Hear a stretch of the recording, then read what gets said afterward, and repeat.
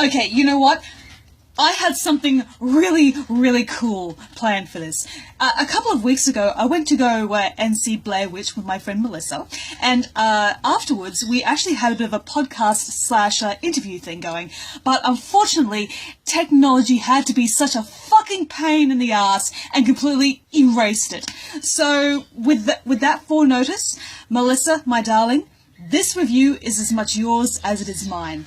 So, Blair Witch, directed by Adam Wingard. Considering this film pretty much snuck up on every single one of us, well, not technically true, but you know what I mean, it was just a huge surprise to see a Blair Witch film being made after, what, like 15, 17 years? Jesus Christ, I'll tell you, like, when I was in the lineup to go and see the film, to get my tickets and everything, I could not believe that I was saying, can I please have one to see Blair Witch, please? Because the last time I saw that was when I saw the original movie back in 1999. Holy shit, talk about a very surreal experience. So, first thing is first. So let's just address some of the common things that have been said about this movie in terms of the negative. Yes, it pretty much does follow the first few acts of the first Blair Witch film, but the reason why that's so is to set it up, because, well, every single film pretty much needs something to establish who the characters are, what their motivations are, and where they're planning on going. And that's what Blair Witch does. It does depend as to whether or not you like these characters, and you know what, I completely understand if you didn't like some of them. But the thing is, I thought Blair Witch is pretty damn good. It is not it's not a game changer, let's just put it that way, but it's a very effective horror film. I feel this is the film that the directors of the original film were kind of looking for, but, you know, were obviously limited to. But with Wingard and his friend, and also screenwriter Simon Barrett, sort of like being the scribe here, this was an interesting film. It may not necessarily have been as successful as a lot of us were probably hoping, but personally, I thought it was good. Wasn't great, it wasn't stellar, but I think it did its job. And I gotta say that the last act of this film,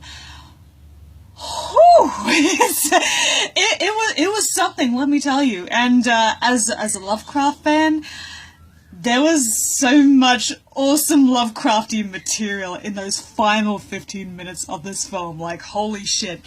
In the podcast I did with Melissa, we basically went through some very sort of spoilerific material. But in the interest of keeping this review as it is, I don't intend to sort of ruin these moments for you. But let me just say this.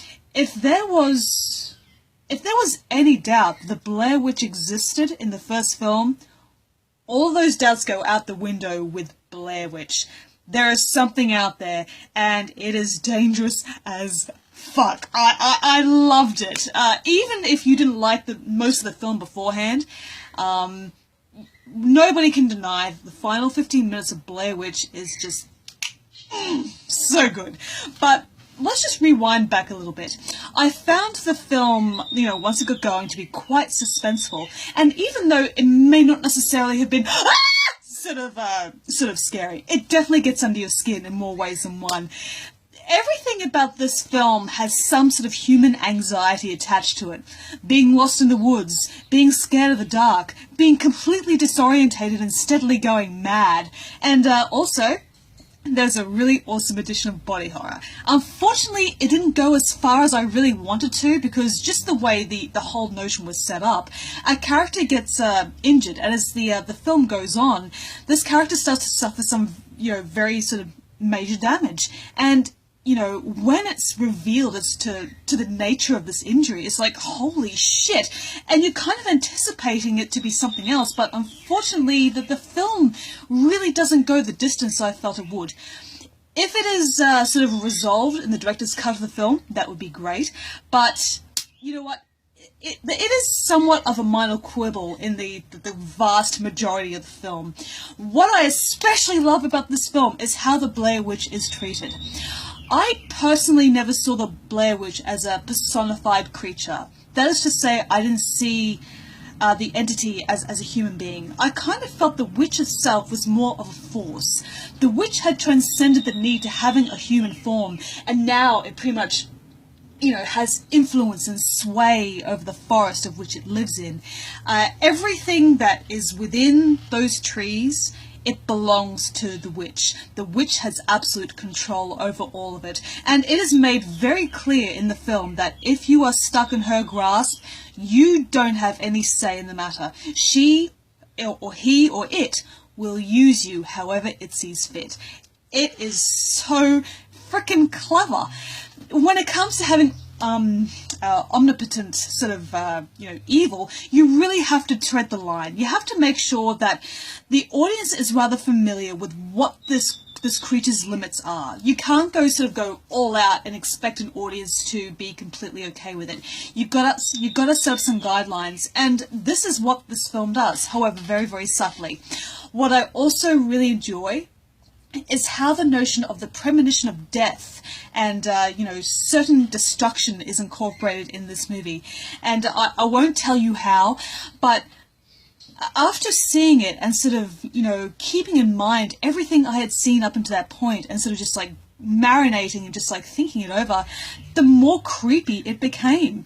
Even if you weren't necessarily afraid of watching the film, or rather you weren't afraid of the stuff that was in the film while you were watching it, when you think about the implications, just lying in your bed afterwards that night, that's when you know a film has done its job. It is making you think and consider about everything that's happened and everything that could possibly be. Now, that's not to say Blair Witch isn't without its faults. Once again, the whole first act is pretty much identical to the first film, and I do feel it could have done just a little bit more. Granted, it has some really interesting ideas in terms of the technology involved, because as we all know, the first Blair Witch pretty much took place through, a handheld camera sort of thing. But in this film, it's taken contemporary technology and incorporated it into the movie. Okay, you have cell phone technology, you have a freaking drone, you have, head-mounted cameras, everything like that. And it's just funny to know that even with all of this technology and these modern trappings these characters have, they are still not safe from an ancient evil. And eventually it becomes their downfall. It is a very clever idea. Now, in terms of the characters, I think that, most of them were okay. They all did their job. But, once again, I will not spoil the circumstances about what's going on. But there's just... Okay, so a character that's very much within the type dies quite early. And when you see it, you'll see why. And you'll probably think, oh, God, really? But that being said, I loved Callie Hernandez as Lisa, the documentarian, the one who's holding the phone, or not the phone, the cameras most of the time. She delivered a very good performance, and when that woman was frightened, you could see it in her eyes. Very expressionistic performance.